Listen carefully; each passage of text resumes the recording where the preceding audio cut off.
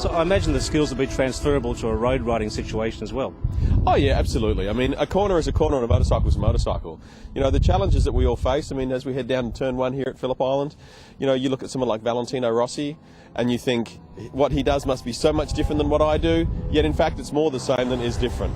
If you were riding down there and Valentino was right next to you, for that split second that he was next to you, you'd still have the same issues when you come down to the next corner. I mean, is my speed okay? Am I in the right location? Where do I turn it? How do I turn it? Where do I put the throttle on? The basic function is the same. So what we teach is absolutely 100% applicable every motorcycle, every corner, every time. Fantastic. Steve Brogy, thanks for talking to us. Totally welcome.